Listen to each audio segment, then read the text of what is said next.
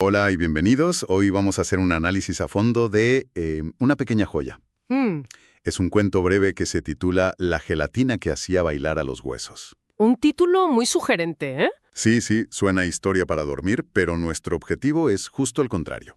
Queremos, pues, despertar un poco las ideas que se esconden ahí dentro sobre la comida, sobre la vitalidad. Y sobre esa conexión, ¿no?, que a veces se nos olvida entre la naturaleza y nuestro cuerpo. Totalmente. La premisa es una delicia, de verdad. Es la historia de una zanahoria que tiene un sueño muy particular y de una abuela que, bueno, había perdido la alegría de moverse. Suena sencillo, pero ya verás. Venga, vamos a ver qué se esconde aquí dentro. Es que el punto de partida ya es potente. Las fábulas, los cuentos, siempre han sido el vehículo para grandes verdades, y esta yo creo que no es una excepción. Claro, A primera vista es muy tierna, muy sencilla, pero si rascas un poquito, afloran temas universales. El paso del tiempo, la salud, el envejecimiento. exacto, la esperanza.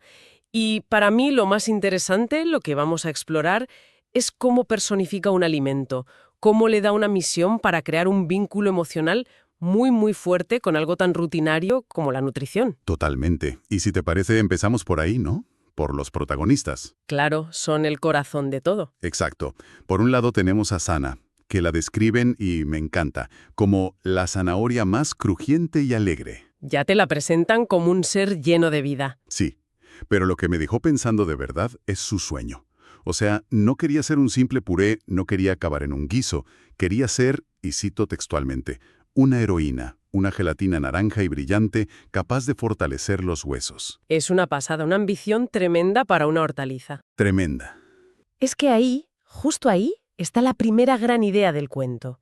No es un alimento pasivo, que está esperando a que lo consuman. Zana tiene agencia, tiene un propósito que va más allá de sí misma. Y justo en el otro extremo, Ujú. Ahí tenemos a la abuela Pilar. El contrapunto perfecto. exacto, Una mujer que ama su jardín, que le encanta bailar, pero su cuerpo ya no le responde. El texto dice que sus huesos se sentían cansados y rígidos. Entonces es tan sencillo como que Zana representa la vitalidad y Pilar la ha perdido. Son dos caras de la misma moneda. esa sería la lectura superficial. Y es correcta, ¿eh? Pero yo creo que la historia va un poquito más allá. A ver, No es solo un juego de opuestos.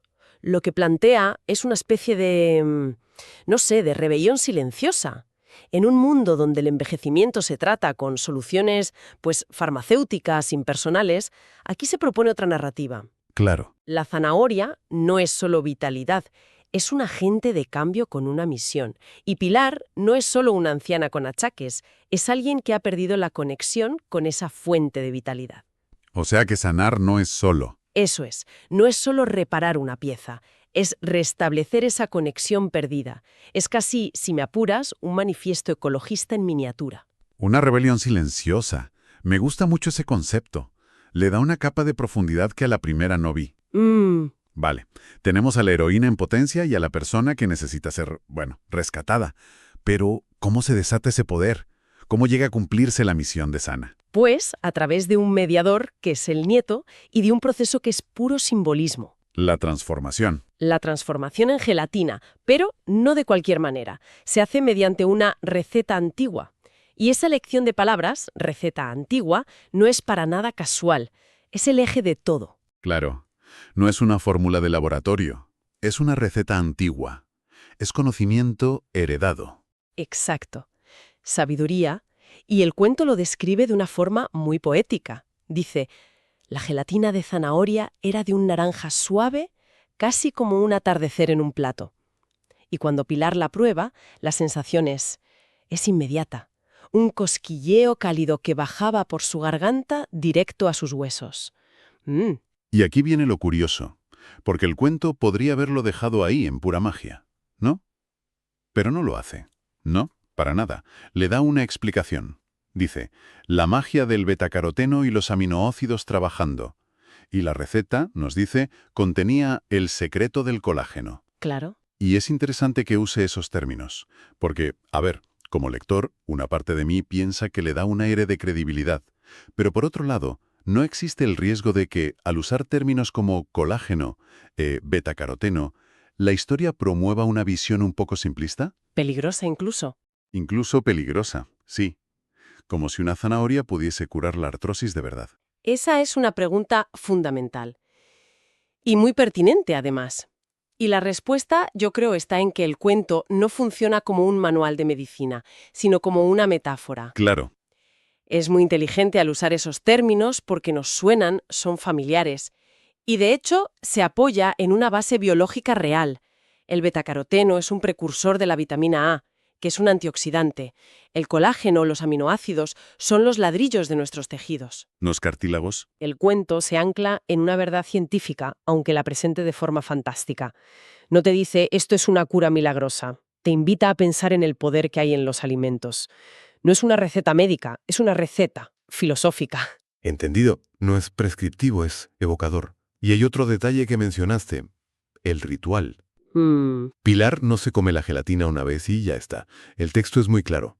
La comía todos los días después de su almuerzo, como un pequeño ritual de sol. Me parece fascinante esa idea del ritual. Es que ahí has dado en el clavo. ¿Qué importancia tiene esa constancia, esa ceremonia, en contraste con, no sé, tomarse una pastilla de forma mecánica? La diferencia es abismal. Una pastilla es una solución externa. A menudo es pasiva. Te la tomas y esperas que haga efecto. El ritual, en cambio, es un acto de participación activa en tu propia curación. Implica dedicación. El ritual de sol lo conecta con los ciclos de la naturaleza, con algo más grande. Ya. Es un acto de fe diario. Me recuerda a las historias que contaba mi abuela sobre el poder del caldo de huesos, que en el fondo es colágeno extraído lentamente. No era solo comida, era un ritual de cuidado. Este cuento recupera esa idea. La curación no es un evento, es un proceso consciente. Es la diferencia entre reparar una máquina y cuidar un jardín. Cuidar un jardín, qué buena analogía. Y ese cuidado, claro, da sus frutos. El cambio en Pilar es gradual, ¿eh? No es un milagro. No, para nada. El cuento dice que sus pasos eran más ligeros, que se inclinaba con más facilidad.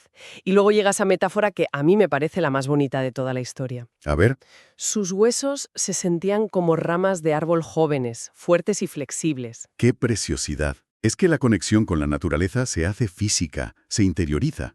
Exacto. Su cuerpo deja de ser una estructura rígida para volverse algo orgánico y vivo, como el jardín que tanto ama. Se reconcilia con su propia naturaleza a través de la naturaleza que come. Y todo esto nos lleva, claro, al clímax. Al momento en que se completa la misión de Sana. Eso es. El baile. Un día, sin más, Pilar enciende la radio, suena su canción favorita. Y ocurre, taquetit. Sin pensarlo, sus pies comenzaron a moverse. Baila un vals, suave pero lleno de alegría. Es un momento de pura catarsis. Y el cuento cierra el círculo. Dice, la gelatina de Sana había cumplido su misión. Si lo conectamos con todo lo que hemos hablado, el baile es la resolución perfecta. Porque el problema inicial de Pilar no era solo el dolor. ¿No? El dolor era el síntoma.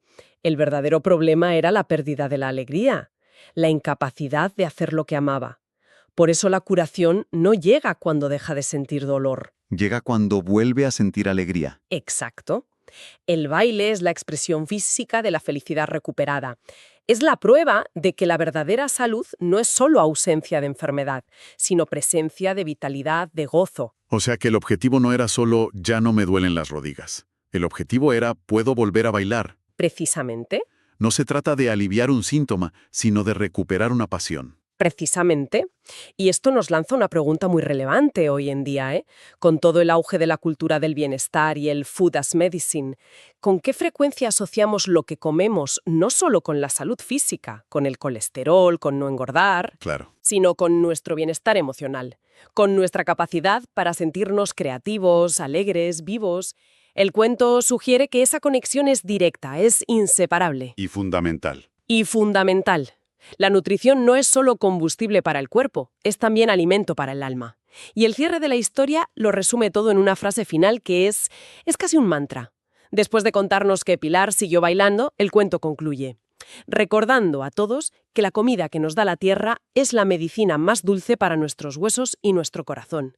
Es que es perfecta. Encapsula los dos viajes, el de Zana, que cumple su sueño heroico, y el de Pilar, que recupera su vida.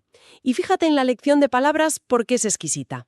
No dice solo para nuestros huesos, que sería la parte física. La reparación. Eso es. Añade y nuestro corazón, que es la parte emocional, la alegría, y la describe como la medicina más dulce.